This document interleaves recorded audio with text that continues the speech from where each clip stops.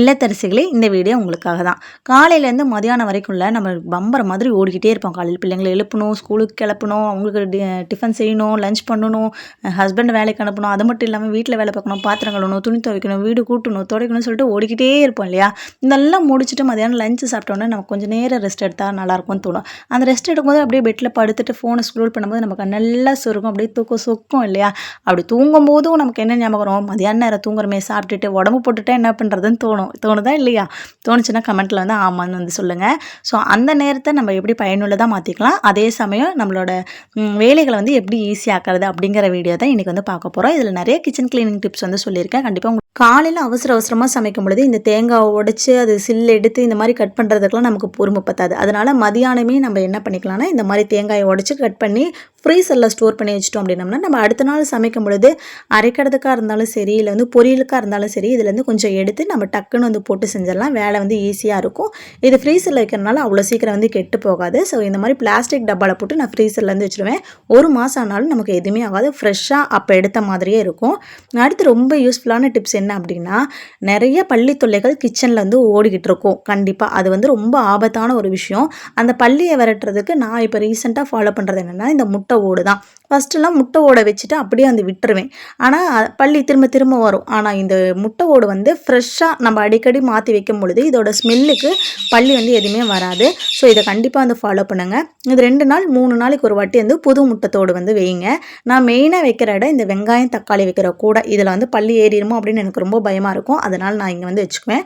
அடுத்து பள்ளி அதிகமாக வர இடம் அப்படின்னா நம்ம மசாலா டப்பா வைக்கிற இடத்துக்கு கன்ஃபார்மாக வந்து வரும். அதனால் அங்கே ஒரு பவுலில் போட்டு வச்சுருவேன். அடுத்து இந்த குப்பை டப்பா பக்கத்தில் கன்ஃபார்மாக வரும். அங்கேயும் வந்து வச்சாச்சு. இந்த கிச்சனில் ஒரு கீழ் ஷெல்ஃப் மட்டும் எல்லார் வீட்லையும் இருக்கும். இங்கே எப்படி பார்த்திங்கனாலும் கரப்பாம்பூச்சி பள்ளி வராமல் இருக்காது. அங்கேயும் ஒன்று வச்சிட்டோம்னா அந்த ஸ்மெல்லுக்கு பள்ளியும் கரப்பாம்பூச்சியும் வராது. அப்புறம் மெயினான ஒரு இடம் அப்படின்னா அடுப்பு ஸ்டவ்வுக்கு பக்கத்தில் வந்து வச்சுக்கோங்க. ஏன்னா நம்ம இங்கே தான் வந்து சமைக்கிறோம், சமையல் பொருள் வைப்போம். அதனால் வந்து அங்கே வச்சுக்கோங்க. அடுத்து எண்ணெய் பாத்திரம் வைக்கிற இடம் எப்படி வச்சோம்னாலுமே எண்ணெய் வந்து தொடச்சிட்டே அந்த பாத்திரத்தை வச்சாலுமே அந்த இடம் ஃபுல்லாக எண்ணெய் ஆயிரும். நம்ம லைனர் போட்டாலும் அந்த லைனரும் சேர்ந்து ஸ்பாயில் ஆகும். ஸோ இதுக்கு பெஸ்ட்டு சொல்யூஷன் என்ன அப்படின்னா, இந்த மாதிரி ஒரு பிளாஸ்டிக் கண்டெய்னர் வந்து எடுத்திருக்கேன். இந்த நம்ம எந்த பாத்திரம் எண்ணெய் பாத்திரம் வந்து அதுக்குள்ளே போகிற மாதிரி இருக்கணும், அந்த மாதிரி எடுத்திருக்கேன். இப்போ இதுலேருந்து கீழே வந்து வடியாமல் இருக்கிறதுக்கு உள்ளே வந்து நான் பேப்பர் வச்சுட்டு அதுக்கப்புறமேட்டுக்கு இந்த எண்ணெய் ஜாடியை வந்து வைக்கிறேன். இதனால் இந்த கண்டெய்னருக்குள்ளே தான் வந்து அந்த எண்ணெய் பிசு இருக்குமே தவிர கீழேயோ இல்லை நம்ம லைனருக்கோ வராது. ஸோ இதனால் நம்ம க்ளீன் பண்ணுறதுக்கு ரொம்பவே ஈஸியாக இருக்கும். அடுத்து ரொம்ப முக்கியமான விஷயம் என்ன அப்படின்னா, நம்ம மாவு வந்து சப்பாத்திக்கு போட்டுட்டு இந்த தோட்டு மாவுன்னு சொல்லுவோம் இல்லையா, எக்ஸ்ட்ரா மாவு போடுவோம் இல்லையா, இதை வந்து இந்த மாதிரி பவுலில் வச்சுருந்தோம் அப்படின்னம்னா மீதி ஆகாத கை போட்ட மாவை எங்கடா எடுத்து வைக்கிறதுன்னு யோசிச்சுக்கிட்டே இருப்போம்.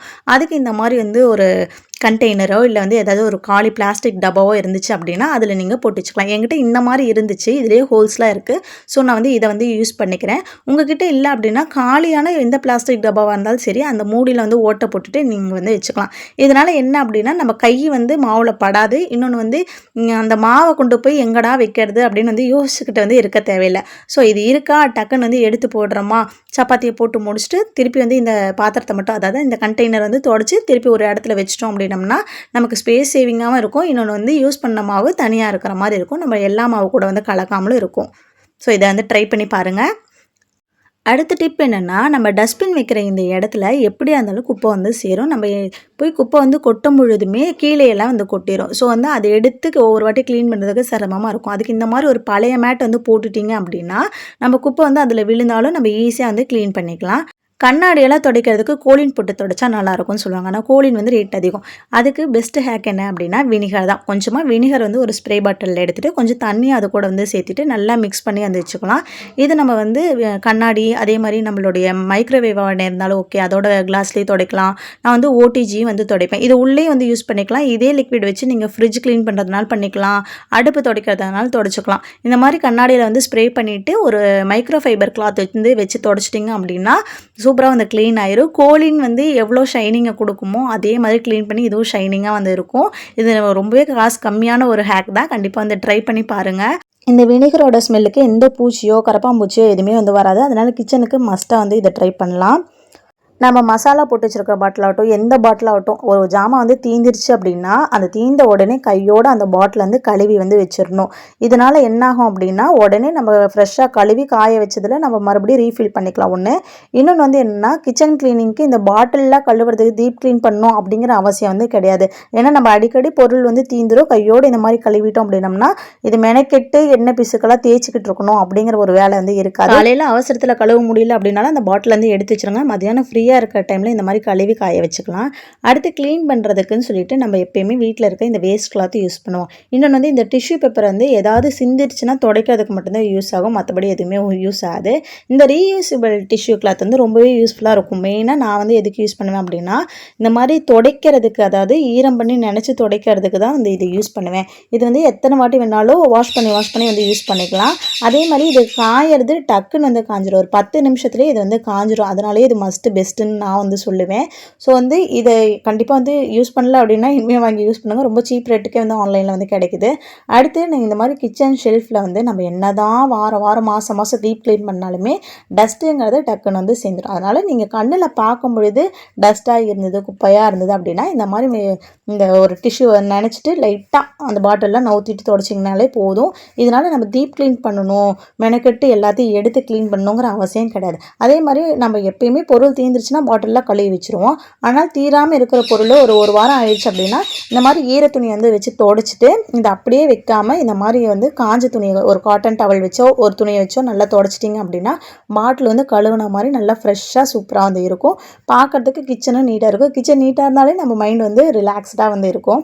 அடுத்து இப்போ இந்த எறும்பெல்லாம் வருதுன்னு சொல்லிட்டு எறும்பு சாக் பீஸ் வந்து போட்டிருப்போம். இந்த எறும்பு சாக் பீஸ் போட்டு எறும்பெல்லாம் ஓடி போயிருக்கும், இதோட பவரும் ஓடி போயிருக்கும். ஆனால் இதை வந்து துடைக்காமல் அப்படியே வந்து விட்டுருப்போம்.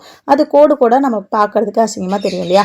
அதனால் இந்த மாதிரி ஒரு ஈரமான துணியை வச்சுட்டு இந்த சாக் பீஸ் எல்லாத்தையும் வந்து இந்த மாதிரி துடைச்சிருங்க. இந்த மாதிரி துடைக்கும்பொழுது என்னாகும் அப்படின்னா இந்த வாலும் வந்து சேர்ந்தே வந்து சுத்தமாயிரும். லைட்டாக வந்து கிச்சனுக்குள்ளே இருக்கனால நிறையா அழுக்குப்படும், எண்ணெய் பசையெல்லாம் இருக்கும். ஸோ வந்து இந்த மாதிரி க்ளீன் பண்ணிடலாம். அடுத்து இந்த கிச்சனில் வந்து அழகுக்காக வந்து வைக்கிறோம் இல்லையா, அதெல்லாம் வந்து எப்பயாச்சும் ஒரு வாட்டி ஒரு மாதத்துக்கு ஒரு வாட்டி வந்து க்ளீன் பண்ணிடலாம். க்ளீன் பண்ணும்போது மெனக்கெட்டு அப்படி பண்ணணும் இப்படி பண்ணணும்லாம் இல்லை. லைட்டாக வந்து நம்ம பாத்திரங்கள் ஒரு லிக்விட் இருக்கு இல்லையா, அதை நம்ம கையில் தேய்ச்சிட்டு இது வந்து தேய்ச்சாலும், ஏன்னா இதெல்லாம் வந்து அழகுக்காக விற்கிறது, இப்படின்னு வேகமாக தேய்ச்சாலும் பிஞ்சு போயிடும். அதனால் லைட்டாக இப்படின்னு தேய்ச்சிங்க அப்படின்னா அது மேலே இருக்கிற தூசி அப்புறம் எண்ணெய் படிஞ்ச பீஸுக்கெல்லாம் வந்து போயிடும். இது நல்லா வாஷ் பண்ணிவிட்டு நம்ம ட்ரை ஆனதுக்கப்புறமேட்டுக்கு எந்த இடத்துல வைக்கணுமோ வச்சுக்கலாம். இல்லை அப்படின்னா நிறைய நீங்கள் வச்சுருக்கீங்க அப்படின்னா ஒரு பக்கெட்டில் வந்து லிக்விட் போட்டு நல்லா மிக்ஸ் பண்ணிவிட்டு அதில் ஊற வச்சுட்டு ஒரு 10 நிமிஷம் கழிச்சிட்டு வாஷ் பண்ணி கூட எடுத்து வந்து வச்சிடலாம். இந்த மாதிரி நம்ம ஃப்ரீயாக இருக்கும்போது செய்யும் பொழுது நம்ம ஒரு மாதத்துக்கு ஒரு வாட்டி இது எல்லாத்தையும் இழுத்து போட்டு செய்யணும் அப்படிங்கிற அவசியம் கிடையாது. பிள்ளைங்களுக்கு லஞ்ச் பாக்ஸில் எடுத்து வைக்கும்போது தான், பேக்கில் வந்து எடுத்து வைக்கும்போது தான் ஸ்பூனை காணான்னு வந்து தேடிக்கிட்டு போவோம். நானும் இந்த மாதிரி மேலே தான் வச்சுருந்தேன். பிள்ளைங்க எட்டி எடுக்கிறதுக்கு கஷ்டமாக இருக்குன்னு சொல்லிட்டு அதனால் ஒரு சின்ன ஒரு கண்டெய்னர் எடுத்துகிட்டு அதில் வந்து ஸ்பூன்லாம் போட்டு பிள்ளைங்களோட டிஃபன் பாக்ஸு வாட்டர் பாட்டிலாக வச்சுருக்கிற இடத்துக்கு பக்கத்துலேயே வந்து வச்சுட்டேன். அப்போ தான் வந்து ஞாபகமாக எடுக்க முடியும். ஏன்னா சின்னதாக தான் இருக்கும், ஆனால் அது தேடும் போது கிடைக்கவே கிடைக்காது. அதனால் இது பக்கத்துலேயே எடுத்து வச்சுக்கிறது நல்லது. அடுத்து நம்ம வீட்டில் எல்லாருமே யூஸ் பண்ணுற இந்த குக்கர் வந்து மக்கர் பண்ணாமல் இருக்கணும் அப்படின்னம்னா அப்பப்போ இதுக்கு வந்து பட்டி டிங்கரிங் வேலை பார்க்குற மாதிரி இதை வந்து லைட்டாக பார்த்து வச்சுக்கணும். ஏன்னா மெயினாக இந்த கேஸ் கட்டு, இந்த விசிலு, அதுக்கப்புறமேட்டுக்கு இந்த வால்வை வந்து நம்ம சுத்தமாக வச்சுக்கிட்டோம் அப்படின்னம்னா நம்ம குக்கர் வந்து ரொம்ப நாளைக்கு நல்லாவே இருக்கும். கேஸ் கட்டெலாம் நம்ம எப்பயுமே வந்து வாஷ் பண்ணி தான் வைப்போம் டெய்லி. ஆனாலுமே அதுக்குள்ளே வந்து லைட்டாக அழுக்கெல்லாம் இருக்கும். ஏன்னா நம்ம அவசரத்தில் வந்து சரியாக கூட விளக்காமல் விட்டுருப்போம். நல்லா தான் விளக்குவோம் சொல்கிறேன்.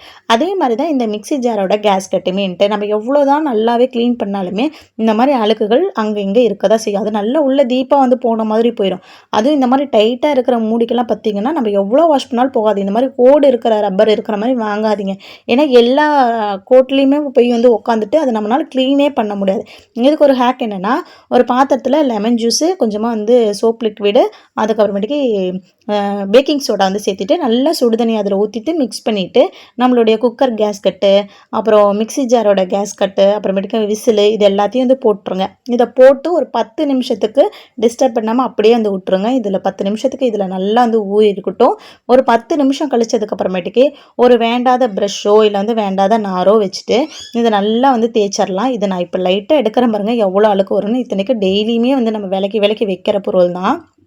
பார்த்தீங்களா? இவ்வளோ அழுக்கா இருக்கு. இதெல்லாம் வாரத்துக்கு ஒரு வாட்டியாவது நல்லா டீப் கிளீன் பண்ணி வச்சுட்டோம் அப்படின்னம்னா, நம்ம வந்து கொஞ்சம் ஹெல்த்தியா இருக்கும். அதாவது ரொம்ப அழுக்கு இல்லாம நீட்டா வந்து இருக்கும். ஸோ இத நல்லா வந்து ஒரு பிரஷ் வச்சு நல்லா வந்து தேய்ச்சிருங்க. இல்லைன்னா நார் போட்டு நல்லா வந்து தேய்ச்சிருங்க. இது வந்து சுடு தண்ணீல ஊறுனனால அழுக்கெல்லாம் வந்து ஈஸியா நமக்கு வந்து ரிமூவ் ஆயிரும். அதே மாரி இந்த விசில்ல இருக்கிற மேல இருக்கிற மூடிய கழட்டிட்டு நல்லா வந்து தேய்ச்சுக்கலாம். இது வெளியில வர விசில் தான். பட் வந்து இதில ஏதாவது அடைப்புகள் இருந்துச்சு அப்படின்னா, அவ்வளோதான் குக்கரே பிளாஸ்ட் ஆகுற மாரி ஆயிரும். ஸோ இத நல்லா கழுவிட்டு அதுக்கப்புறமேட்டுக்கு ஒரு தண்ணியில மறுபடியும் நல்லா போட்டு அலசி எடுத்து வச்சுட்டிங்க அப்படின்னா, புதுசா வாங்குனோம்னா எப்படி இருக்கும் கேஸ்கெட்டு, அதே மாதிரியே இருக்கும். அப்புறம் கேஸ்கெட் வந்து ரொம்ப லூஸா இருக்கு அந்த மாரி இருந்தா கூட, நம்ம சுடு தண்ணீல போடும்போது அது கொஞ்சம் வந்து டைட்டான மாரி இருக்கும். ஸோ வந்து நல்லாயிருக்கும். ஆனா நீங்க யூஸ் பண்ணும்பொழுது பச்சை தண்ணியிலேருந்து கழுவிட்டு அதுக்கப்புறமேட்டுக்கு யூஸ் பண்ணுங்க. இப்போ எப்படி இருக்கு? பளபளன்னு இருக்கா? இந்த ஹேக் பிடிச்சிருந்துச்சு அப்படின்னா, கண்டிப்பா வந்து நம்ம சேனல் வந்து சப்ஸ்கிரைப் பண்ணி வச்சுக்கோங்க. உங்களுக்கு இந்த சொன்ன டிப்ஸ்ல எந்த டிப்ஸ் பிடிச்சிருக்குங்கிறத மறக்காம கமெண்ட்ல வந்து சொல்லுங்க. பிடிச்சிருந்துச்சு அப்படின்னா ஷேர் பண்ணுங்க, லைக் பண்ணுங்க. அடுத்து ரொம்ப முக்கியமானது என்னன்னா, இந்த குக்கரோட இந்த வால்வு தான். இந்த வால்வுல ஏதாவது அடைப்பு இருந்தா தான் தூக்கி அடிக்கிற வேலைய வந்து அது பார்க்கும். அதனால ஒரு வாரத்துக்கு ஒரு வாட்டியாவது இந்த மாரி ஒரு குச்சிய வந்து விட்டு நல்லா வந்து குத்தி பாருங்க. அதில ஏதாவது அடைப்பு, பருப்போ இல்ல வந்து சோறோ ஏதாவது இருந்தா கூட அது வந்து வந்துரும். அதே மாரி இந்த பக்கம் உள்ள இருக்கிறதுல சுத்தி ஓட்டை இருக்கு இல்லையா? அதுலயும் இந்த மாரி வந்து குத்திட்டீங்க அப்படின்னா, எல்லாமே கிளீனா வந்து வந்துரும். ஸோ இதனால வந்து நமக்கு சேஃப்டி பர்ப்பஸ்க்காகவும் இருக்கும். நம்ம டெய்லி செய்யணும் அப்படிங்கிற அவசியம்லாம் இல்ல. ஒரு வாரத்துல 1 நாள், 10 நாளைக்கு ஒரு வாட்டி இதெல்லாம் வந்து மெனக்கெட்டு பார்த்து வச்சுக்கிட்டோம் அப்படின்னம்னா, நம்ம டென்ஷன் ஃப்ரீயா இருக்கலாம். அடுத்து ஒரு சின்ன டிப்ஸ் சொல்றேன். இந்த லெமன நம்ம எப்பயுமே ஜூஸ் புழியறதுக்கு முன்னாடி இந்த மாரி கையால மாங்குன்னு தேய்ச்சு அதுக்கப்புறமேட்டுக்கு தான் ஜூஸ் எடுப்பேன் இல்லையா? அப்ப கையெல்லாம் வலிக்கும். அது இல்லாம ஈஸியா வந்து எப்படி வந்து லெமன் சாறு புழியறது அப்படின்னா, கொஞ்சமா சுடு தண்ணி வந்து எடுத்துட்டு, நம்மளோட லெமன் அதில போட்டு ஒரு 10 நிமிஷத்துக்கு அப்படியே வந்து டிஸ்டர்ப் பண்ணாம விட்டுறலாம். ஒரு 10 நிமிஷம் கழிச்சு அத லெமன வந்து தண்ணியிலேருந்து எடுத்துட்டு பார்த்தோம்னாலே லைட்டா அது சாஃப்ட்டா இருக்கும். அதுக்கப்புறமேட்டுக்கு நீங்க கட் பண்ணி ஜூஸ் புழிஞ்சிங்க அப்படின்னா, சாறு வந்து ஈஸியா வரும். ஸோ நம்ம மெனக்கெட்டு நல்லா தேய்க்கணும் அப்படிங்கிறதெல்லாம் இல்ல. பார்த்தீங்கனாலே தெரியும். ஈஸியா புழியும்போதே வந்து சாறுலாம் வந்து வந்துருச்சு. இந்த டிப்ஸ் ஏற்கனவே ஃபாலோ பண்ணியிருக்கீங்களா? இல்ல இதான் ஃபர்ஸ்ட் டைமா? அப்படிங்கிறதையும் கமெண்ட்ல வந்து சொல்லிருங்க. நம்ம கட் பண்ண லெமன்ல மீதி இருக்கும் இல்லையா? இத அப்படியே கொண்டு போய் வச்சோம்னா காஞ்சு போயிரும். ஸோ வந்து இத வந்து இப்படியே வைக்காம இந்த மாரி வந்து குப்பர கமுத்தி வச்சீங்க அப்படின்னா, அத வந்து காயாம கொஞ்சம் நாளைக்கு ஃப்ரெஷ்ஷாவே இருக்கும். அப்படி இல்ல அப்படின்னா, நம்ம புழிஞ்சு வச்சிருக்கோம் இல்லையா? இதோட தோலு, அத இது மேல வச்சுட்டு ஒரு டூத் பிக் வந்து குத்தி வச்சுட்டீங்கன்னா கூட அது காயாம அப்படியே இருக்கும். டூத் பிக் என்கிட்ட இல்ல. மதியானம் போய் தூங்குறியா? அப்படின்னு வீட்ல சொல்லாம இருக்கிறதுக்கும், தூங்கிட்டோம்னா நமக்கு உடம்பு போட்டுருமே நம்ம ஃபீல் பண்ணாம இருக்கிறதுக்கும், அந்த தூங்குற நேரத்த இந்த மாரி வந்து சின்ன சின்ன வேலைகள் செஞ்சு வச்சுக்கிட்டோம் அப்படின்னா நமக்கு டைம் ரொம்பவே சேவ் ஆகும். ஸோ வீடியோ பிடிச்சா லைக் பண்ணுங்கள், ஷேர் பண்ணுங்கள், சப்ஸ்கிரைப் பண்ணுங்கள். உங்களுக்கு வீடியோ பிடிச்சிருந்தா கமெண்ட் பண்ணுங்கள்.